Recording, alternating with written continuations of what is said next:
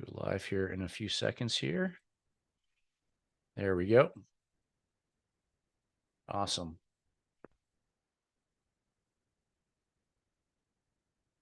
All right, cool. So with that, we will officially begin, everyone here. I get the guys, I see some of you guys are finding the chat there. They mixed it up here with the webinar chat.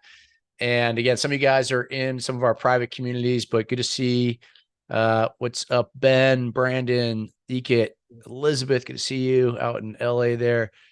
Jason, good to see you again. Melinda, Sarah, again, welcome again, Sarah. Excited to have you more. William, always good to see you. William as well. So, and again, some of you guys are in our private community as well too. So I'm going to hand it off to these guys. But just what I'll tee it up with is your PrimeCorp services are really to be the leaders, not just related kind of in our space, the e-commerce space, Amazon space, but they're, to me, the leaders, kind of the expert knowledge leaders around things as it comes to your entities and a lot of kind of what I consider kind of fun things, because it's fun all the ways you can take advantage of being an entrepreneur and having your own business. And it's something, again, I don't think about enough, but I love checking in with these guys and hearing their perspective and advice for all of you. So yeah, and they're great partners with us. So we definitely appreciate you guys coming on here to help us out. And again, everyone else, I'll keep an eye on the chat, so feel free to ask questions along the way. But yeah, Ben and Tommy, appreciate you guys being here, but I'll hand it off to you guys. Awesome. Thank you so much, Jamie. I appreciate it. Ben will be in the chat. So if anyone has any questions, don't hesitate, like Jamie said. And Jamie, if you want to cut me off or jump in on any of this stuff that you see would be valuable to the community as a whole, please do. That's the whole goal here. So, my name's Tommy Thornburg. I'm the president over here at Prime Corporate Services. I appreciate the kind words.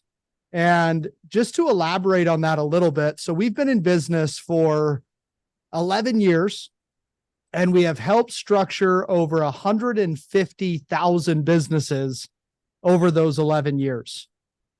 When we first started Prime, the goal was to help startup entrepreneurs navigate some of the legal and the financial end of their business, because the reality is Jamie likes it because it saves him money in taxes, but that's pretty rare. A lot of people don't want to have to worry about entity structure, building business credit, tax prep, tax filing, estate planning. It's the necessary evils of business to a certain extent. Now, with that being said, the presentation that we've put together today, our goal is helping you understand how to save thousands of dollars in taxes, right? I'm a firm believer that everyone in the US should be self-employed to some extent, whether it's a side hustle, a side business, or full-time self-employment. And the reason that I say that is because the tax code is complicated. It's over 70,000 pages. Now, that's good news and bad news. The good news is the 70,000 pages leaves a lot of areas of opportunity for you to be able to benefit from a tax standpoint. A lot of the tax laws benefit investors and benefit entrepreneurs. The bad news is it's a lot of rules. So I combo, and I'm going to parlay that comment by saying, no one cares about your money more than you do. And I truly believe that. I've had financial planners that have told me otherwise, and it's yet to be the truth. So the reason I say that is because the more that you understand how to play the game of taxes, the easier it is to win, right? When you sit down this weekend for Thanksgiving with the family, and if you were to play a board game and you were the only one that knew the rules, your probability of winning increases quite a bit. And I feel it's really the same from a tax standpoint. So I'm grateful that we put this call together coming up on the end of the year. A challenge that I have for all of you, some of the tax secrets that I'm going to share today won't apply to all of you, but some of them are going to apply to all of you. And with that being said, the challenge that I have for each and every one of you is, be intentional with what your profit and loss looks like before the end of the year. We really try and preach being proactive as opposed to reactive when it comes to tax planning. And the reason for that is if you break the year up into calendar quarters, January, February, March, quarter one, April, May, June, quarter two, so on and so forth, the fourth quarter of the year should feel like a business shopping spree to any of you that are generating income with your business. Okay, now if you're just getting started, if you haven't made any money yet, there's still ways that you can maximize from a tax standpoint. But if or when you are making money, understanding how much you've spent in comparison to what you've made hopefully puts you in a much better position to make calculated decisions on investments into your business. Right? Unfortunately, the way the tax code is set up is kind of this use it or lose it mentality. If you don't invest back into your business, if you don't make investments that are going to help you grow and scale, you are likely going to get hit with a tax bill that's unnecessary. So hopefully we can help you bridge that gap on understanding what the most benefits are for you from a tax standpoint. So 10 tax secrets. We have helped thousands of clients utilize these strategies that have saved them thousands of dollars in taxes. Right? If I came on here and I said, all right, anyone that showed up live, I'm going to give you $10,000. I would be the most popular person in this Zoom. I guarantee it. Unfortunately, I'm not giving everyone $10,000 today. I apologize for that. But with that being said, if I come on here and say, here's $10,000 of tax savings, for whatever reason, it's not as exciting. And I know that. But think about the compound effect. When and if you go and generate income, if you can parlay that with tax savings, that is how true wealth really starts to accumulate. And whether it's $100 of savings, $1,000 of savings, or 10,000 plus, if you think about what that means for you in 3 years, 5 years, 10 years, it's a whole lot easier to get ahead and to grow and scale your business. So let's jump into it here. If those of you that are on here, first time hearing Prime Corporate Services, our goal is to make sure that you can plan, profit, and protect your business. Okay, let's try and take some of the worry out of whether or not you crossed a T or dotted an I and give you some of the best practices on how to track your expenses so you don't get to the end of the year and find yourself crossing your fingers for a tax return or to not overpay in taxes. So we focus on these 4 primary areas. Number 1, entity formation. If you don't have a business entity in place, get one in place, right? The easiest way, and let me just elaborate on that a little bit as well. There is no tax code that says you have to be good at business. But there is a tax code that says if you show the intent to treat and operate as a business, you can take business-related deductions. Okay? I'm interested here. Give me a little bit of help in the chat if you would. I've got a question for you. Out of all the audits that happened last year, what % would you guess were audits on businesses? Give me a percentage guess of what you think. If we were to take 100% of the audits last year, what % do you think were audits on businesses? 87%. Great guess. 70, 25, 42. Audits on businesses last year was 0.6. Okay, over 99% of audits happened to individuals or on the personal level. So I'll talk to people all the time that say, Tommy, my accountant said I shouldn't set up an entity. Here's the thing that I want everyone to be aware of. There's no one right way to dice the onion, right? Attorneys should have asset protection in mind. Accountants, from what I've seen, oftentimes go towards the path of least resistance. And if it's a little bit more work, oftentimes they feel it isn't worth it. The truth is somewhere in between for you as an entrepreneur. Asset protection is important. We live in a sue happy world. I probably don't need to argue that point. But if you're 300 times less likely to experience an audit when taking business related deductions, I would say a business entity is well worth its time. Okay. Second component, tax strategy, tax preparation, bookkeeping. We have a full service tax accounting firm, and we've got about 80 accountants currently. We file thousands of returns a year. So whether you need help, personal or business, we really try and focus on helping the entrepreneur. Business credit development, and last but not least, estate planning. Those are things that we hope to be able to help you with and obviously take the concerns off of your plate. All right, let's get into it. Before we do, everyone's favorite part, the legal disclaimer. You know I have to do it. Fun fact, if you read every legal disclaimer that was presented before you over the course of a year, it would take you a year to read it. Kind of scary, right? I've got some useless facts I'll try and share with you along the way here. But legal disclaimer, just to wrap this up, 2 things on the legal disclaimer. First of all, everyone's situation is different. Some of you are married, some of you have kids, some of you have multiple businesses. That is going to change the outcome of your tax return. And then second thing on the legal disclaimer, I am not a CPA or an attorney. However, I have a full team of CPAs and attorneys that do all the work. I like giving these presentations. It's enjoyable to me. But number 2, I like to talk to you as an investor and as an entrepreneur. I've been self-employed since I was 18 years old. I've made a lot of really ridiculous mistakes, and hopefully I can help you learn from those while also giving you some of the tax strategies that I implement myself into my own businesses that have saved me hundreds of thousands of dollars in taxes ultimately throughout the years. All right.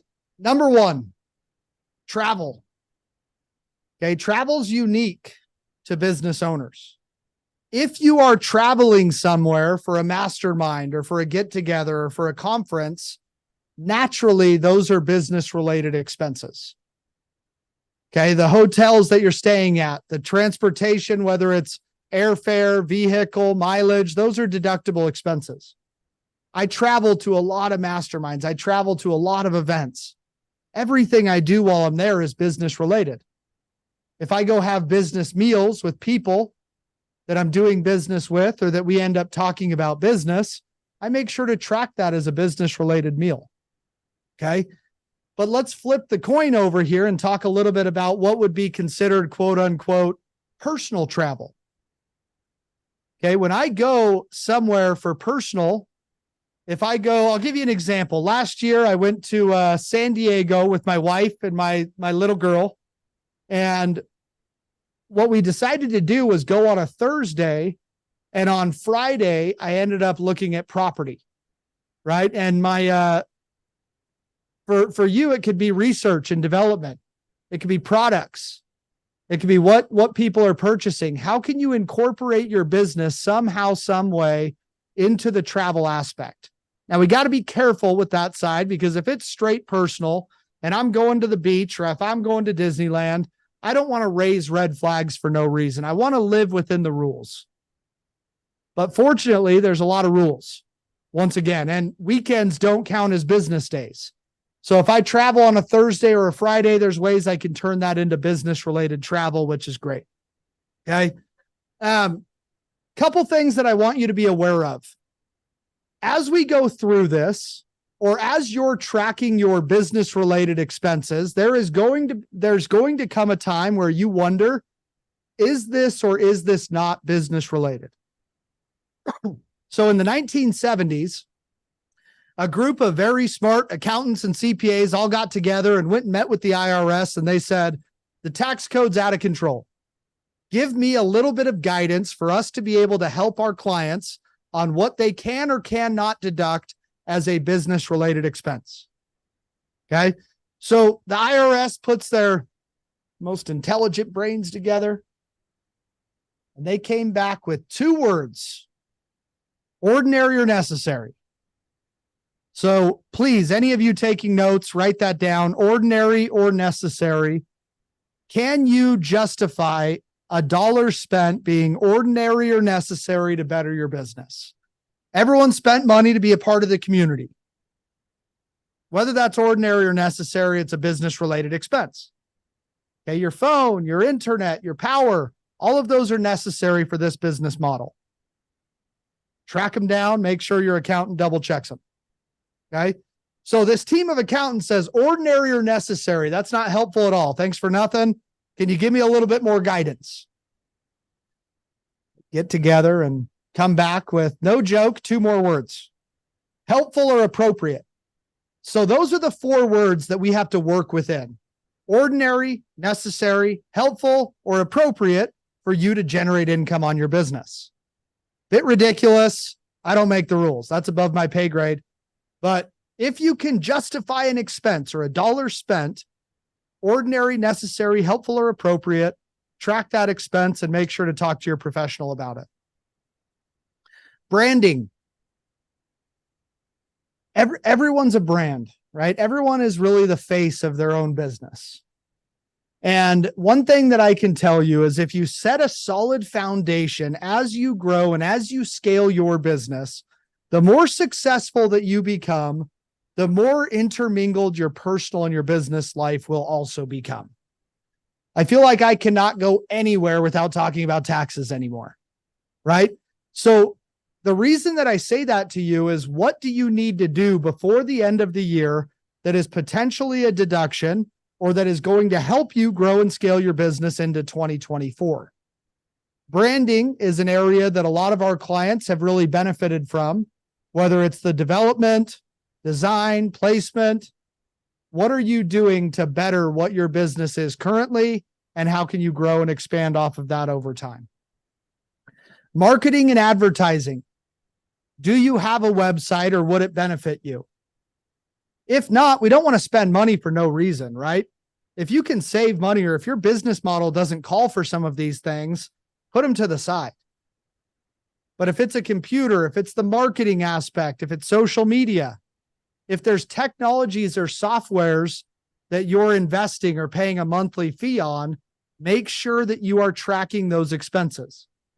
And when I say tracking those expenses, I don't care if it's an Excel spreadsheet, QuickBooks, one designated credit card where all the business related expenses fall.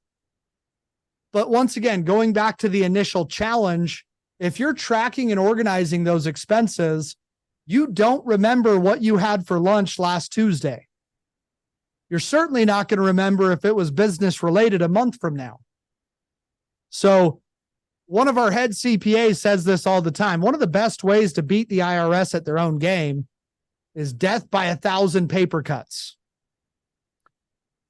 I hate that term, by the way. That's when he said it to me, I was like, I'm not saying that. That's ridiculous. Sounded like you did, Tommy, but yeah. It's stuck with me. So I'm going to share it with you. And if that's the takeaway on the worst statement that I could bring, then at least it stuck. And it helps you understand that business related expenses throughout the course of the year really add up. Right. Jamie, from marketing and advertising, I know you hate that statement as well. Everyone does, but for whatever reason, it sticks. Is there anything here that you feel like has benefited you, or that you would your clientele would benefit from a marketing or from an advertising standpoint, tax wise? Sorry, you're saying any like any line items that we spend? That would, yes. Or that you've, or that your client, or that the clients or anyone in the community that if they had those investments, and if not, that's okay as well. But if there's things that would directly benefit them for their business, but also be deductible. Yeah. I mean, like, I think the things you're covering, I mean, just the aspects of the business, whether it's, I mean, we have we have like American Express card, a Bank of America card, a Chase card. We use those things. Pretty much everything runs through there. And then, like everything you said, all the marketing, the advertising, Facebook ads, pretty much everything that we do. Of course, we run through there. And then, again, not necessarily marketing and advertising, but all the investments in ourselves, because we're part of multiple masterminds ourselves, just like everyone on here who's part of AMZ Insiders. So, we're spending probably 50,000+ or maybe spent more than that, 60,000 on just kind of reinvesting in our own skills for the team and I. So yeah, absolutely. All these things are, 100%. We try to simplify it by using, dedicated credit cards to it, and then our accounting team to make it as clean as possible along these lines. Love it. I think that's great. It's a good example. And just to be very clear, as I go through these as well, I want everyone on here to be the dog, not the tail. And what I mean by that is when we don't want to just spend $1, invest into branding or marketing if it's not going to directly benefit the business. But you're able to be the dog and wag the tail from an investment standpoint.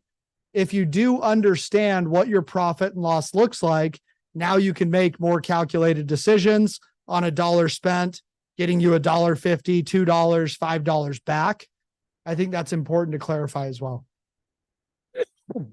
Vehicles are one that we really try and maximize for everyone that we file taxes on, whether it's a standard mileage deduction, where we highly recommend that you track the mileage, or if we're itemizing it out off gas, repairs, insurance, registration, things of that nature. And then the last one as well, Section 179. If you have some sort of a work vehicle that's over 6,000 pounds, oftentimes trucks, there's ways to depreciate those for greater write-offs as well. All right. Now, when it comes to office supplies, William looks like he's got a question here. Do you have to retitle your car into the business name? Great question. The short answer is no. Excuse me. It can still be in your personal name. Where that starts to get tricky, William, is if you're using it for personal and business. We want to be very clear on how much of that is business related, and we won't want to write everything off, obviously. We want to play within those rules. But no, it does not have to be titled in the name of the business. Office supplies. Here's one that I know will apply to everyone, whether it's your laptop, computer, smartwatch, tablet, studio recording equipment, office furniture, paper, pen, software. Here's what I tell people to do when it comes to the home office deduction. There are ways where we can take a standard utility deduction if you haven't generated any income yet. But once you are generating income, we tell people to take what we call a visual inventory.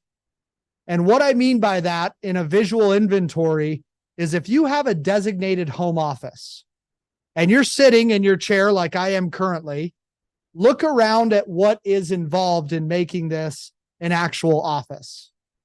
The artwork, the TV, the couch, laptop, camera, guitar, plant, books.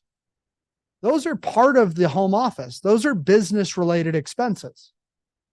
So whether we take the standard utility deduction or if we take that visual inventory of what's involved with the home office and also parlay that into the percentage of your rent or your mortgage, that becomes an amazing deduction for business owners as well. Startup and organizational cost. Is it DKIT? I hope I'm saying that correct. I believe it's DKIT. Correct me if I'm wrong, please. Can we write off the AMZ course fee? Really, really good question. The short answer, once again, is yes. The longer answer is we want to be very cautious of how we're going about that. And here's what I mean. We don't want this to be considered an educational expense because oftentimes there's limitations on education, but they also want to see an accredited university. In this scenario where the program is wealth building or the program is advisory or consulting related, that was a perfect transition into number 6, being startup or organizational costs. Okay, we can write it off as advisory or consulting or startup or organizational. There's no one right way to look at this, but the reality is ordinary, necessary, helpful, and appropriate. The course definitely falls into those categories. So if we have to tweak how we're able to deduct that expense, our team is very well trained on making sure it fits within your tax situation to maximize on that investment you've made into yourself and made into your business. Okay. JB, you have anything you want to add there? Yeah, no, nothing to add. It's just always insightful and good reminders back to myself, because I certainly forget some of the details or the right way to articulate it. So it's it makes a ton of sense. Cool. Yeah, from a startup and organizational cost, it takes money to make money, right? And the IRS understands that. The US is very unique in that sense that you don't have to make money to utilize tax benefits. So if you are just getting started, we set up that business entity to show that you have the intent. $5,000 in startup expenses, $5,000 in organizational expenses. Now, we don't want to go overboard. If you have $50,000 of expenses and don't generate any income, that starts to raise a little bit of a red flag. So does it make more sense to write off what we can and carry the rest forward into the next year? As you generate income, you write it off against that year.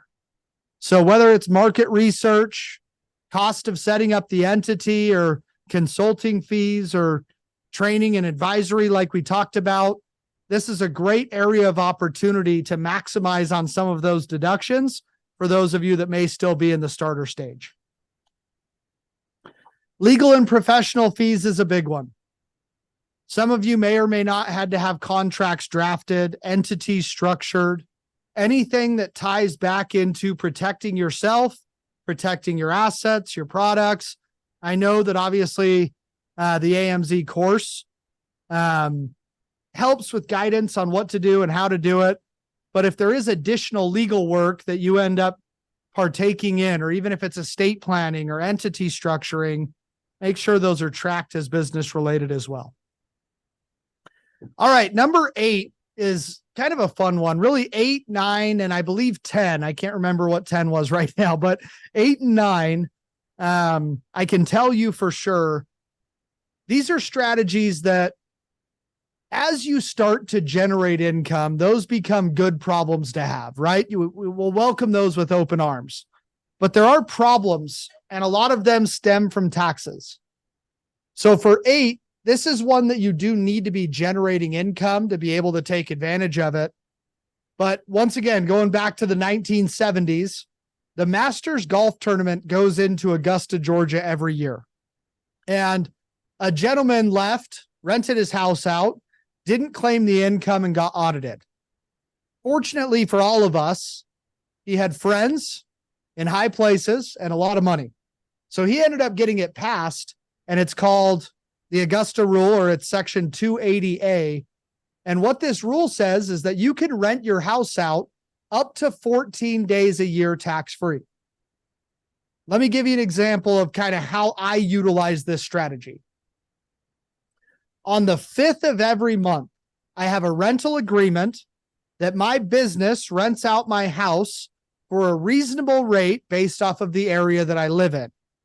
Now, during those meetings or days that I rent out the house, I go over my quarterly strategies, clean up the books, members, meetings, anything along those lines. But because I track it, because I pay myself personally from the business, this is a really cool strategy that's very easy to implement, especially for this business model.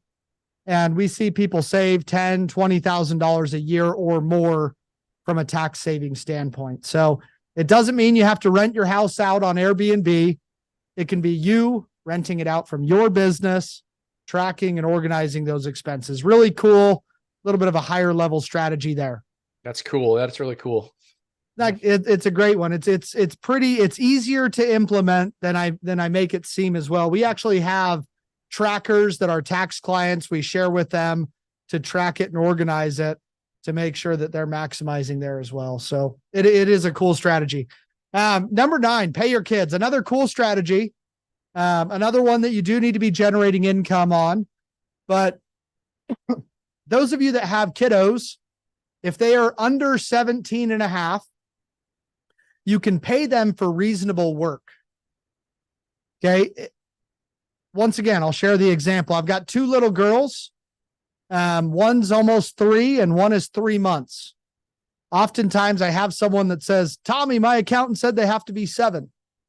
Well, it has to be reasonable work.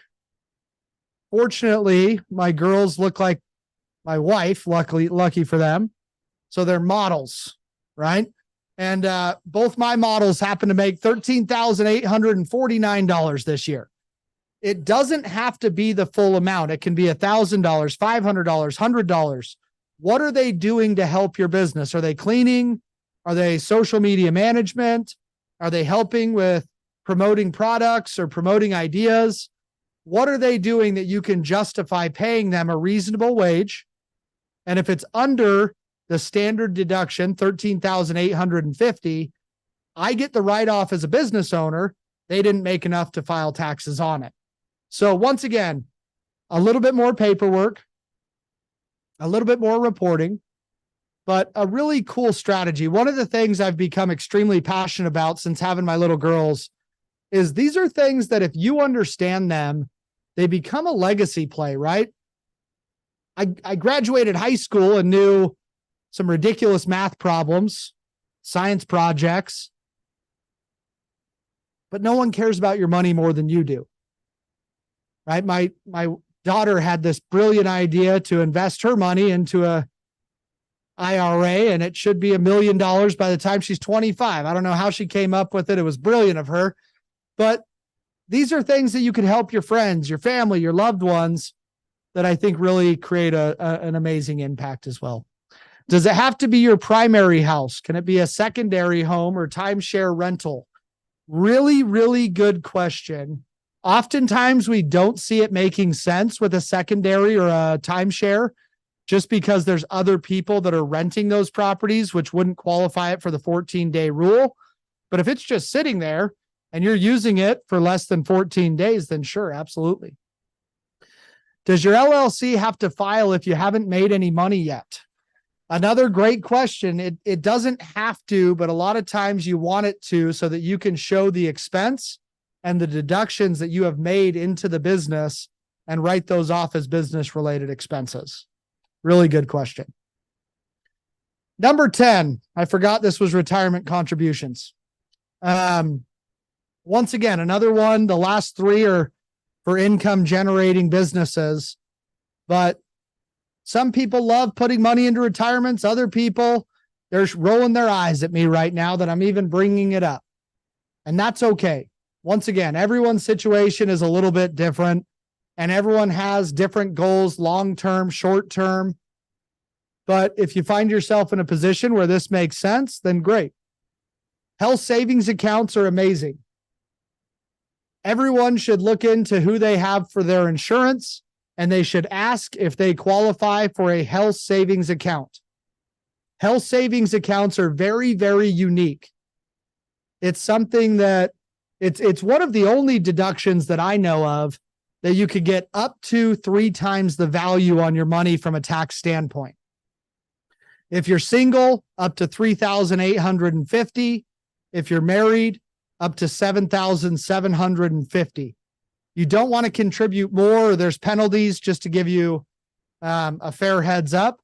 But you could, once again, put $100 in, $500 in, $1,000 in. I'll give you an example once again of how I've utilized this strategy. This year, I will put $7,700 into my health savings account. I get a write-off for putting the money in. I will then take the money out, which gives me another write-off, and then I will pay any medical bills with that money. We had a daughter this year. I just pay all of those expenses through the health savings account. I get the write-off for it going in, the write-off for it coming out, and the write-off on the medical expense. So just, go ahead. Tommy, yes, that's super interesting. So definitely clear that the deduction, basically be able to use those funds, and it's I don't know, kind of pre-tax money from your own income. What was the second one there? So you get the deduction there, but then the second one you said when you're taking the money out, or can you just walk through that again? Because I want to make sure I caught all the deduction aspects of that.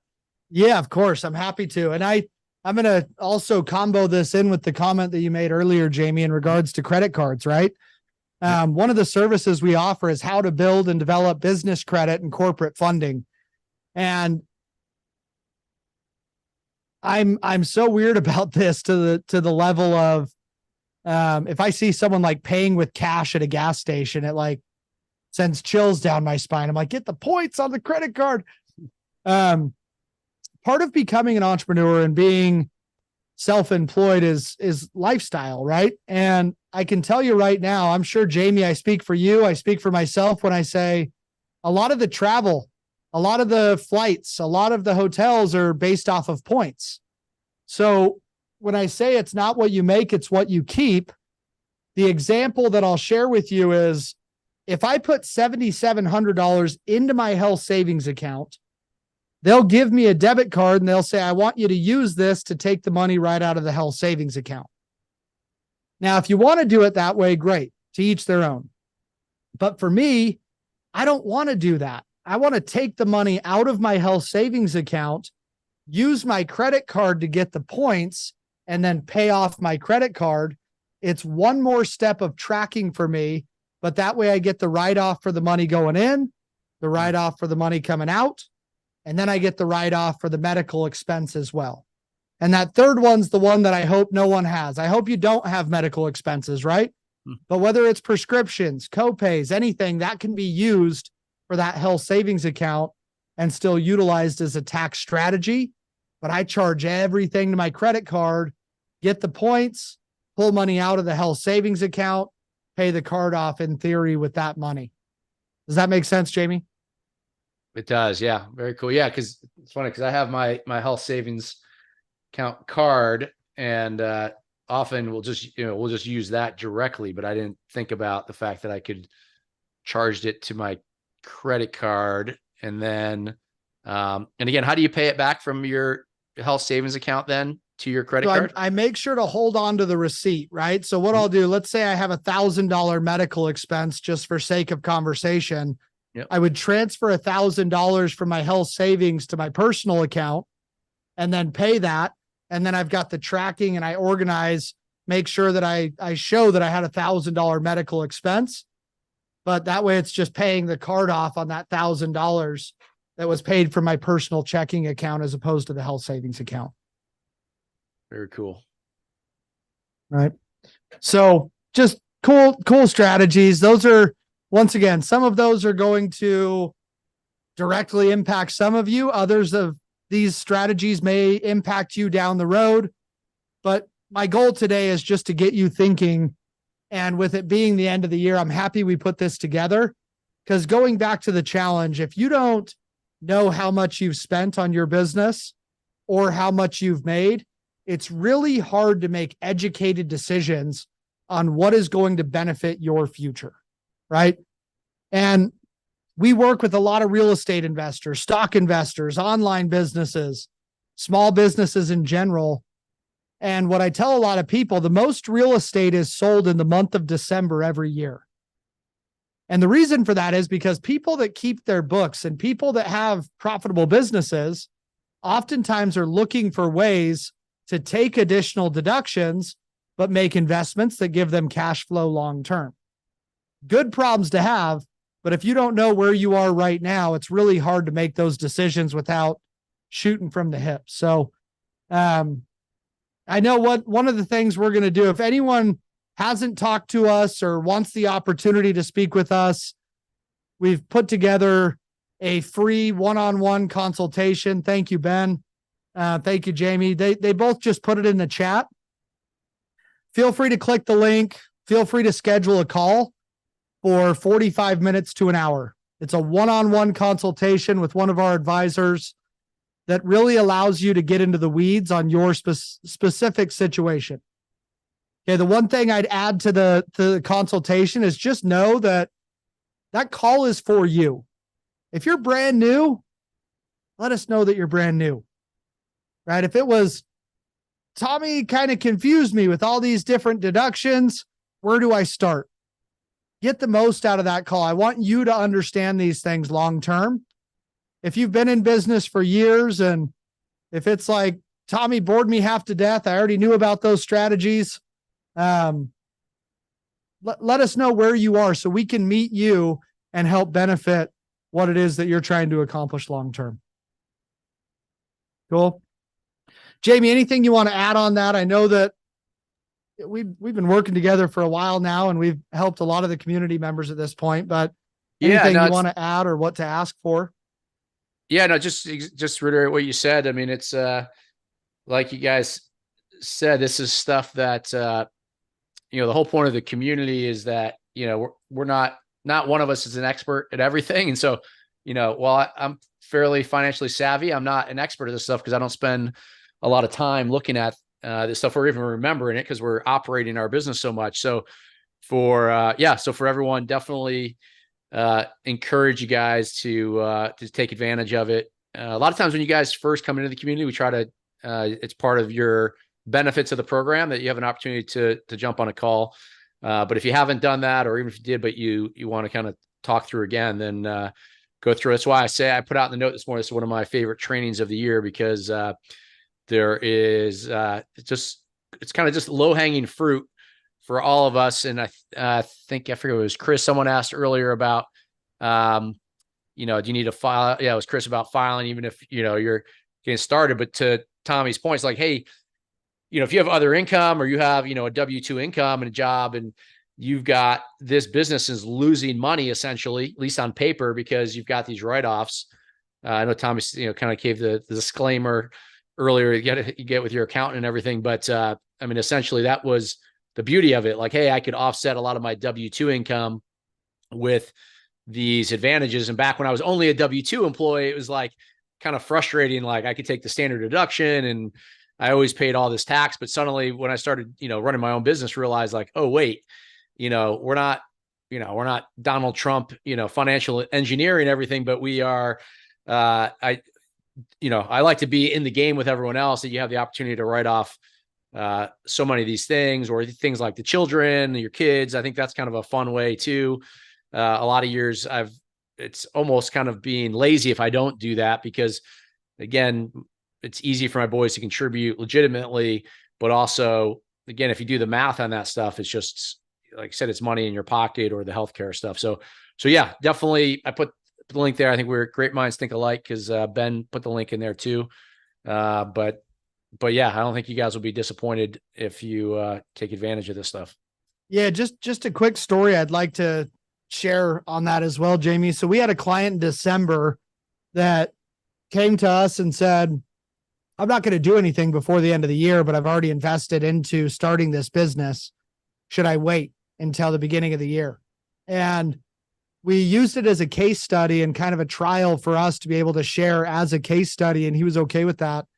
But what the situation was, it was a gentleman that made $55,000 a year W-2 income.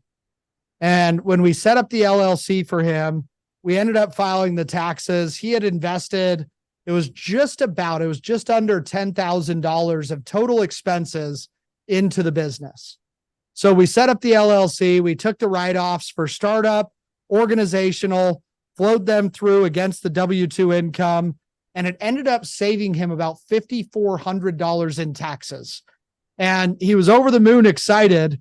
But just another really cool example of, even if you are just getting started, there's ways that you can show those losses to benefit your future. And I think that's important to understand if you're in the beginning stage of a business, that it takes money to make money. I also share that everyone's got a strip mall somewhere by their house, and there's a restaurant that's constantly changing names. For me, it's a Mexican restaurant close to my house, and it feels like every 3 to 5 years, there's a new sign going up. I get all excited and show up, and same guy, Miguel, working the counter, right? You can show losses for a certain period of time. Now, if it's multiple years, 3, 4, 5 years, you're increasing your chance of audit. So a lot of people will start to change their plan, branding, whatever that looks like. to still utilize deductions. I hope that's not the case. I want everyone to be able to obviously generate income and take advantage of more exciting deductions. But I feel like if there is anywhere on here that's just getting started or still in that beginner stage, hopefully that kind of shapes what you're capable of doing. That's awesome. Just a couple things said, let's see. Angela says, I did my consultation and I'm working with Kyle now. Awesome.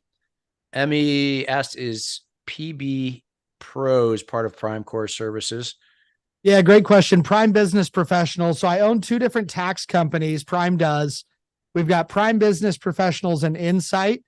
So what we're actually doing, we have an announcement coming out on Monday. So really good question. We're going to merge those two tax companies together, and you will get an email on that. There's not a lot of people that know that, but might as well tell you. Good questions, get good answers. So on Monday, that's all going to go into Insight for ultimately better processes, better client journey, a Facebook group where everyone can learn together and get more tax strategies, and really, really cool things, really exciting times for us to merge those together. But yes, that is part of Prime Corporate Services. It's one of our tax accounting firms. Cool. Very cool. So again, Emmy's asking a question I did not know the answer to. So, and then Tony, Tony's here in Georgia with me here as well. But Tony says, is there a cap as to how much you can claim per year? What's up, Tony? Good question. I hate saying this because I feel like my attorneys, it depends. Yes, there are in a lot of circumstances, and no, there aren't in a lot of circumstances. It really depends on how much money you've made. If you've made money, it's easier to take more deductions, right? But if you haven't made any money, we oftentimes want to make sure to be able to write those off against any sort of income. So whether it's startup, organizational, anything like that, we'll make sure to make that happen. Amy, I apologize you feel that way. We're merging everything together for better client experience. We've oftentimes sent people that need a little bit less attention. So I don't know if your business is up and running or not yet, Amy, but we're going to give everyone that higher level experience like we've done in the past. And I'm confident you'll feel differently once those are merged all together. So feel free to reach out. Feel free to give us a call if you need any assistance or any help, or we're always here to help. That's the thing. If it's communication, strategy, what do you need? What are you looking for? What are the long-term goals? Email support@primecorporateservices.com if you are already a client, and we'll jump right on it and make sure to get you taken care of. Cool. Cool. Awesome. Cool. Well, and Tom, just to make sure you've covered everything you've got content wise. Yeah, that's everything I've got. I wanted to keep it more tax related. I mean, we do the entities and the strategies around those areas, but I think with where we are in the year, I just wanted to really drive home. Be aware of what that profit and loss looks like. Here's a couple strategies that could hopefully benefit you, and feel free to reach out with any questions. Cool. Yeah, I've got another one for you too. And Rhonda says, really enjoyed your presentation today. Cool. One, and I'm just thinking back because I feel like I learned this from you in the past too, is I know it was more tax focused too, but just any kind of high level tips on people on kind of establishing company credit or credit for their entity, at least maybe even point them in the right direction. Because I thought that's been helpful for us and something we didn't take advantage of enough. And now we definitely do a better job with that. I've never met an entrepreneur that says, I wish I had less money. The more money you have, or the more funding opportunities you have, the easier it is to grow, scale, generate more money, or help more people. I totally agree. I think business credit is something that is underutilized across the 45 million entities that are set up in the US. I'll give you a visual here. So everyone has a legal name, a social security number, or an ITIN, and a personal FICO credit score. We try and help people do the same thing for the business. Let's make sure you have a legitimate business name. an EIN or an employer identification number, and then you can build and develop a paydex score. It's PAYDEX. It ranges from 1 to 100, and it's a credit profile for your business. So I want to under promise and over deliver. It doesn't happen overnight. It does take some time, but if you can build business credit and get to the point where you're using business credit, letting the business pay for itself, and then paying yourself from there, not only are you separating your liabilities, but you're opening up the doors for additional funding options to take advantage of the opportunity of a lifetime that presents itself once or twice a year. That's what they kind of say, right? So whether you have $1 million in your checking account or $1, I go back to building up additional credit profiles. Everyone has problems. Having money or good credit makes some of those problems easier to resolve. And it's a similar concept with your business. I've been building my business credit for about 8 years. And a couple months ago, I bought 7.5 acres and 2 mobile homes as an investment because I had a 4% open line of credit. It would have been 8% as an investment on a conventional loan. If you told me I was going to do that 8 years ago, I would have called you crazy, right? So I don't know what it's going to help you with. But what I'm confident is if you have the entrepreneurial itch, or if you are going to be self-employed long-term, we've had some crazy situations that have really been beneficial for business owners as a bridge to be able to fund opportunities that they wouldn't have been able to otherwise. Yeah, it makes total sense. And then, both on that side, and then also the, obviously you mentioned earlier, just, points, the ability to, if you're going to run your, ad expense or purchasing things that you're buying on credit cards, you might as well, if you can take advantage of them on a, an Amex card or a Chase Sapphire card, one of them where you're getting a nice rewards for your business, then that in itself is really beneficial. And again, sometimes we were kind of just missed that. We were just running it through our debit card, right? On the business, just coming out of the checking account. And then I think you mentioned the past too, just even, I think you did, like, if some people, maybe if they can't get approved right away, or even like, was it like local, like maybe even a Home Depot card or kind of something like a store card in your business to start establishing some of the, kind of the credit score for your business. Is that direct? Yeah. The starter accounts, or internally, oftentimes what we call accounts that no one really wants, but do benefit you, right? Whether it's a Home Depot, Staples, Lowe's, there's store credits that will still report. Going back to Angela's question here, your DUNS number or your paydex profile. The DUNS number is what establishes that paydex score, which would be like your credit score versus your FICO.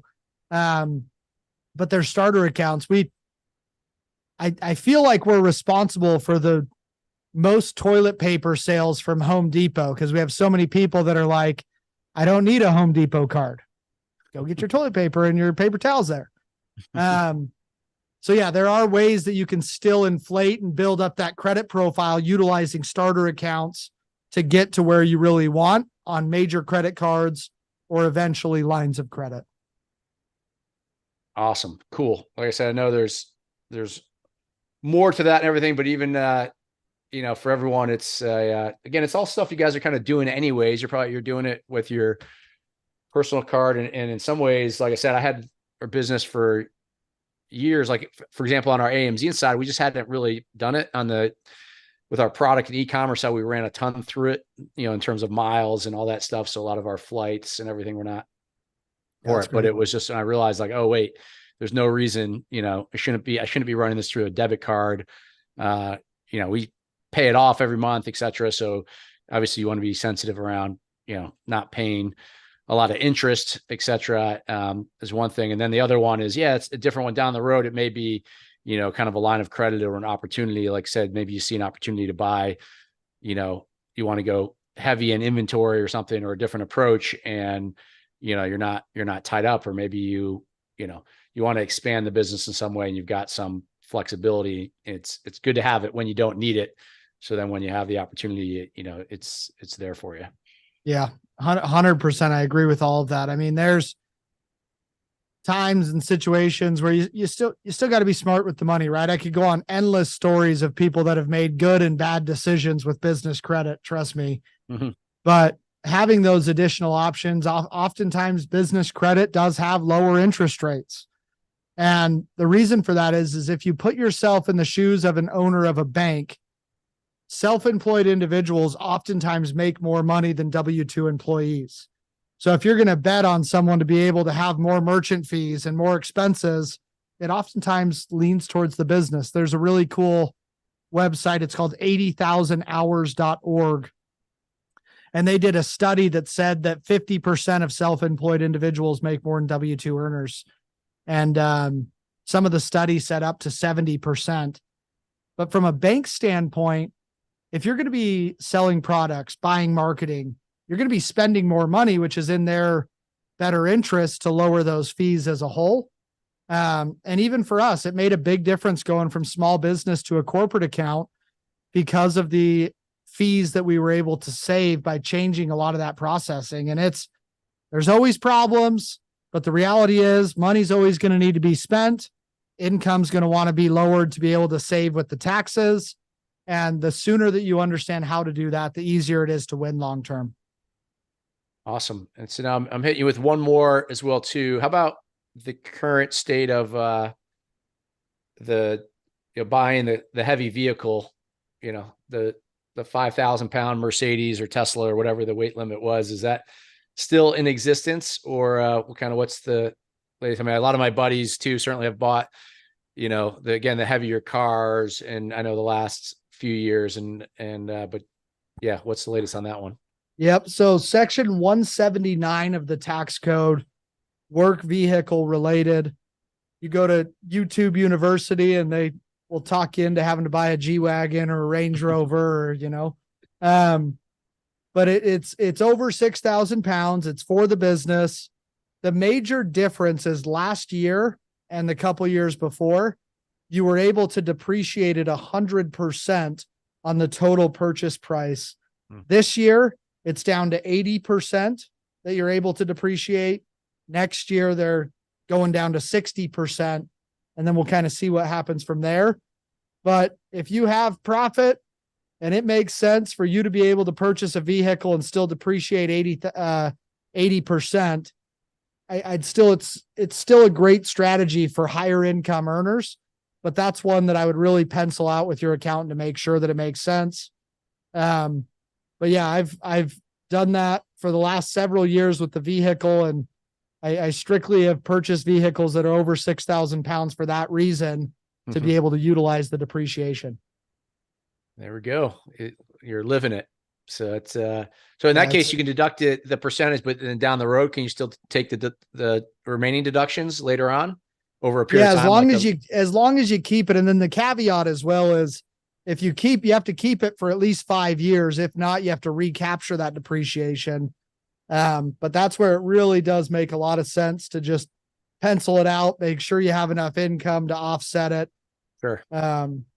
I don't want everyone going out and buying G-Wagons. That's not the goal here, but yeah, or do, and everyone's making money. I don't know, whatever that, just make sure that you're making a educated decision and know what that looks like on your tax situation. But they're just lowering the percentage a bit is what it is.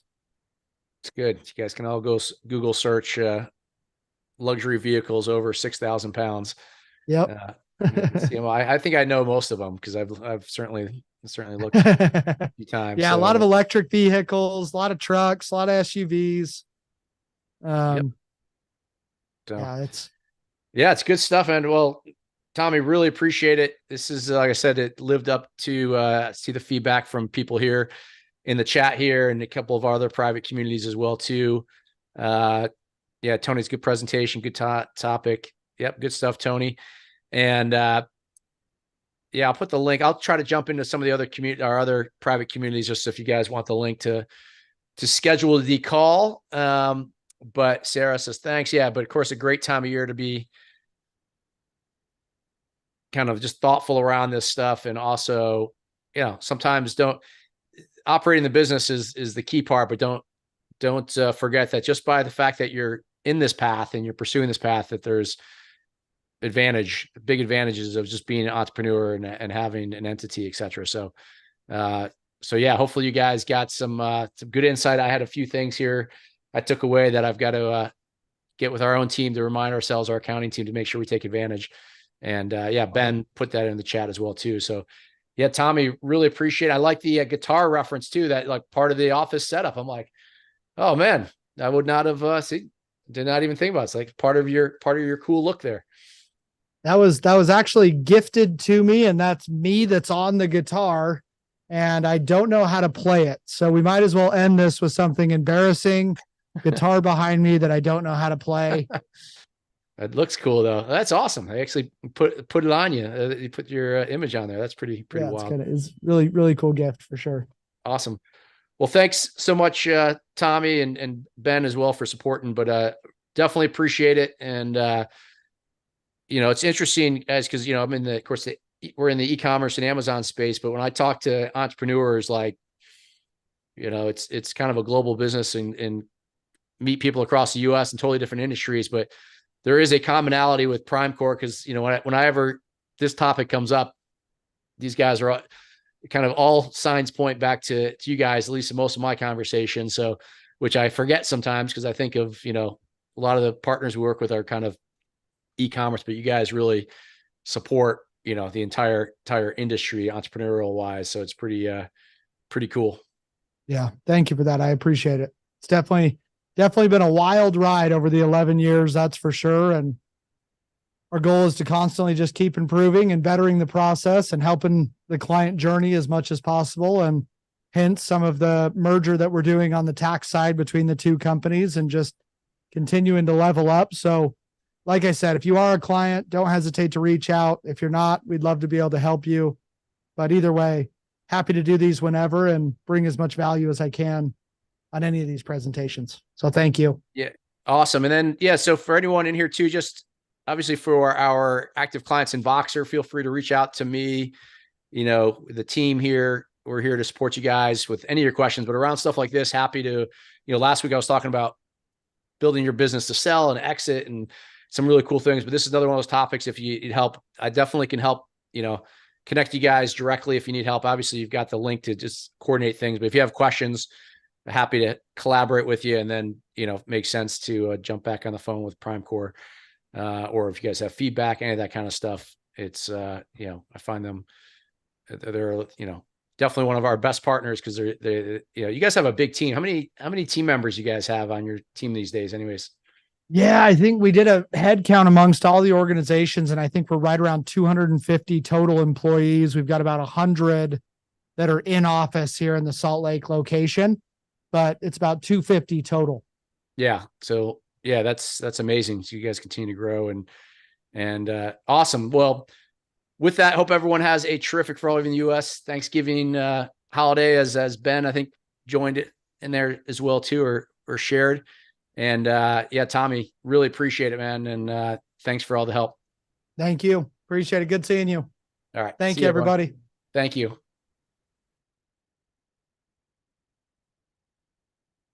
See you, everyone. We'll